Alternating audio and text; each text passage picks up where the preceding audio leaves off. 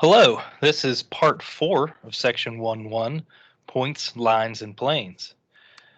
Last video we practiced drawing and naming figures. We're going to finish up this section with this video. So the first thing we're going to look at is a couple of definitions. The first one is CoLinear. Basically that just means points that are on the same line. Co is a prefix that means together. Linear means on a line or making a line. So together on the same line. We have a postulate, remember. That's a geometric fact. Any 2 points are collinear. So if you would go back to your original slide where we saw that postulate, I'm looking for it now.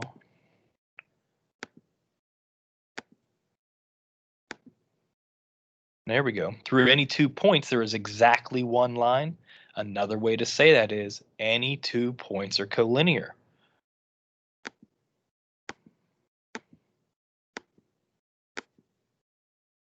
So we're going to look at that diagram and we're going to find some collinear points.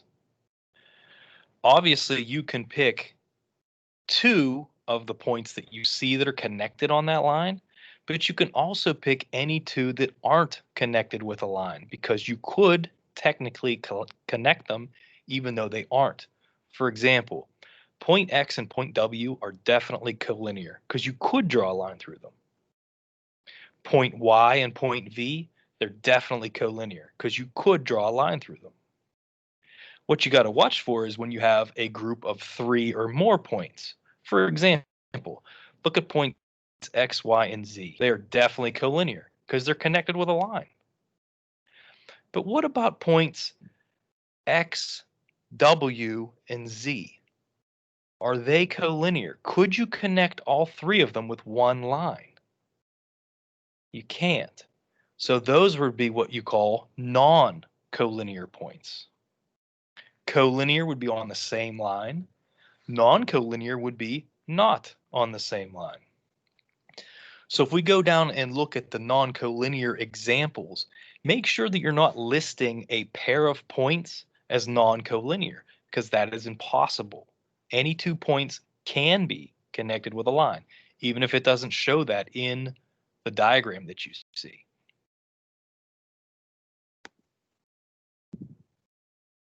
Okay, so if collinear meant on the same line, coplanar is going to mean on the same plane. So what kind of things could be on the same plane? Well, points can be on the same plane, lines can be on the same plane, or parts of lines, like segments or rays.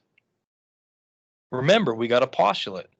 Any 3 non-collinear points are coplanar. That's what we're saying here. What did your postulate say in the beginning of the presentation? Take a quick look back here. Here we go. Through any 3 points, not on the same line, not collinear, there's exactly one plane. So this postulate right here that we talked about earlier means exactly the same thing as this postulate, just different words using a different term because now we know what coplanar means. Any 3 non-collinear points are coplanar. What that means is find any 3 locations you want. You can't necessarily connect them with a line, but you can definitely connect them with a plane every single time. Okay, so it's impossible to list 3 points that aren't on the same plane. That's what non-coplanar would be. That is impossible. But you could list 4. Okay, so let's look for 4 points that are on the same plane, 4 points that are coplanar. Look at your diagram. There's lots of different answers here, but point B, point F, point C, and point D are all on that flat surface, so they would be coplanar. Look at point B, point F, and point C with point L. Are they all on the same plane? Points B, F, and C are kind of on that flat surface, and L, if you notice, is kind of above it. Those would not be coplanar. Okay. Good example to kind of illustrate this would be the desk or the chair that you're sitting at. If your chair doesn't wobble, that means your four legs or the 4 points are touching the plane, which would be the floor.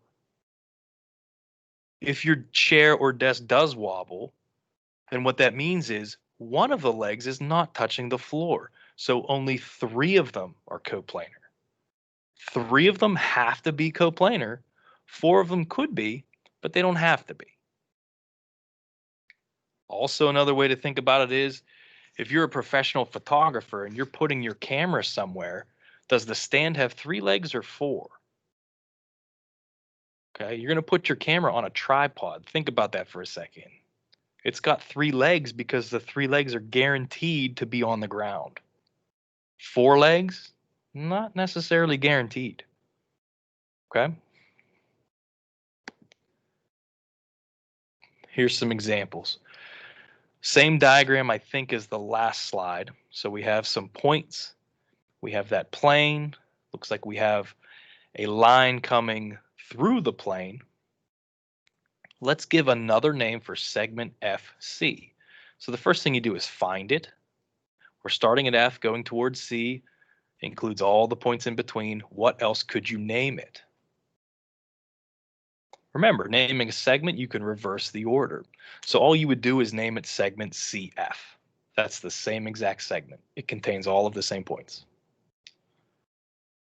Number 17, name all rays with endpoint E.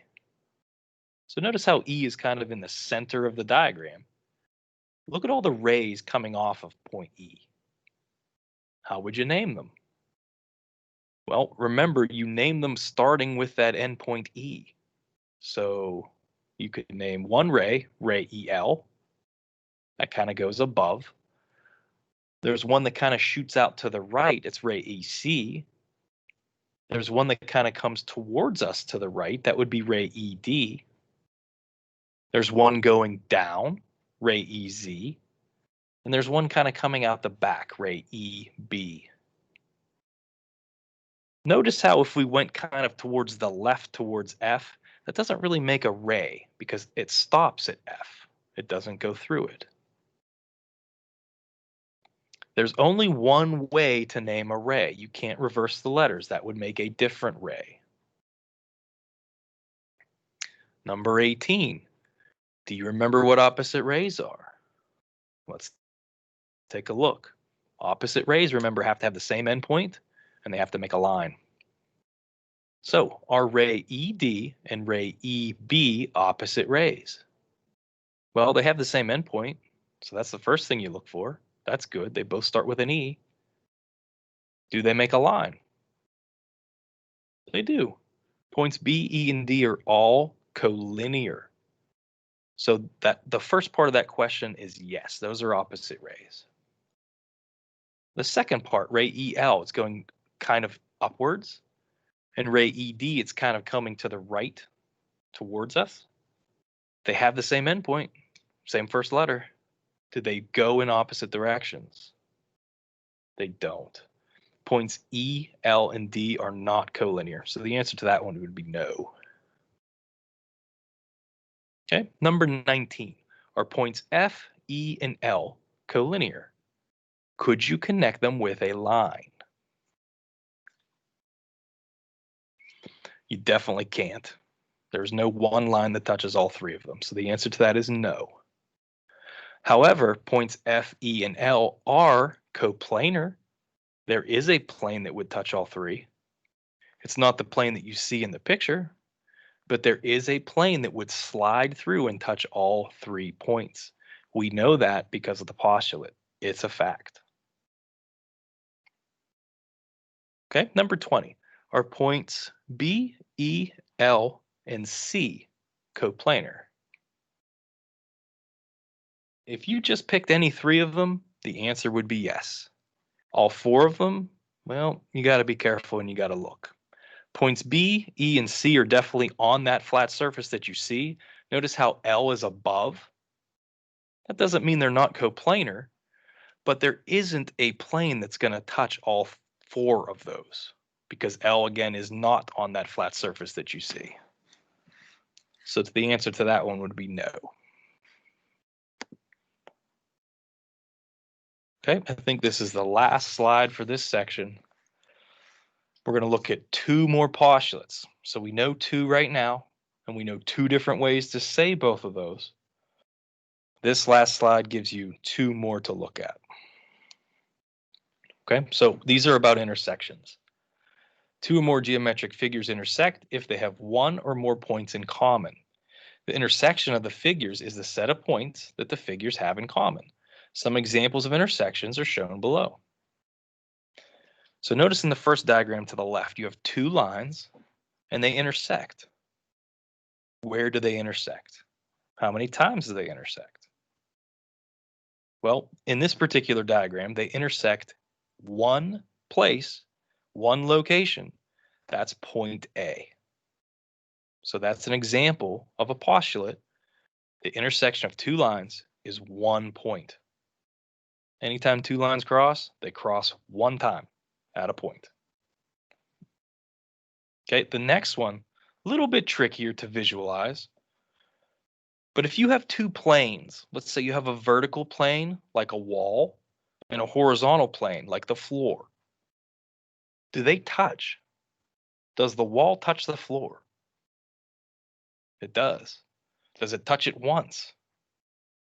Does it touch it twice, three times, four times? It touches at a whole bunch of different locations. Okay. It touches an infinite amount of points. That's what that red line is. Those are all of the locations where the floor and the wall touch each other. Now remember, the floor isn't really a plane because a floor doesn't go on forever, but you have to pretend that it does. Same thing with the wall. So that's an example of two planes intersecting. They intersect infinitely many times in the shape of a line. So the intersection of two planes is one line.